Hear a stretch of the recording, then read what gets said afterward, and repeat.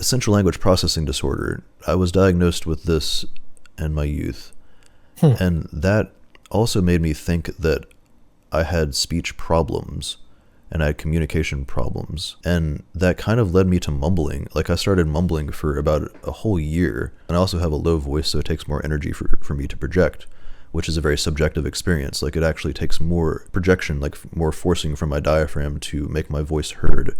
So that has these psychological effects of like people just don't want to listen to me or whatever, like until I figured out that that's what was going on. Like, I actually have to try to project more.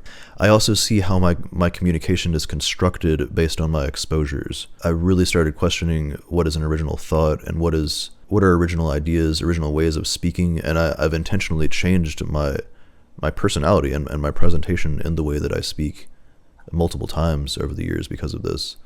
And so now I'm very, very wary of terms like this, because central language processing disorder or auditory processing disorder, there are elements of that I can see where, like, I don't hear the world. I don't seem to hear the world the way that other people do. But that's only true in very specific ways. So, like, when I'm writing music, sometimes I'll make choices in music that appeal more to me than what I would think a normal audience would want to hear.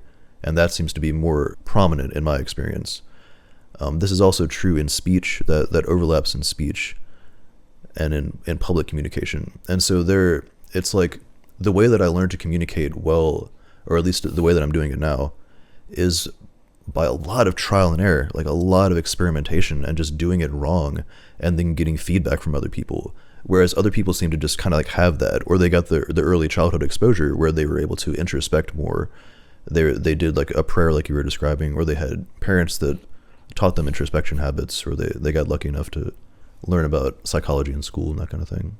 Anyways, I just thought I'd share that. I think it's all of the stuff. I mean, like, to tie it back to free will, it's like there's chains of causation all over the place. Like, we are a complex storm of causation. Like, every single cell in our body is taking in inputs: tactile, auditory, like visual, sensorial, temperature, like there's so many data points that it's all causal.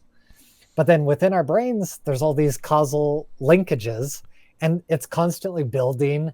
And like, neuroplasticity, we're changing how we're built. It's like we're constantly building ourselves based on these chains of causation. And like, we want to build ourselves in a healthy direction. And so understanding all these causal factors is so important to like lining them up in a healthy direction. Having that introspection is like, hey, it's like a flashlight inside your brain. It's like, oh, there's a causal variable over there. I need to watch out for that. That's a trigger. Oh, there's a causal variable over there. I need to watch out for that.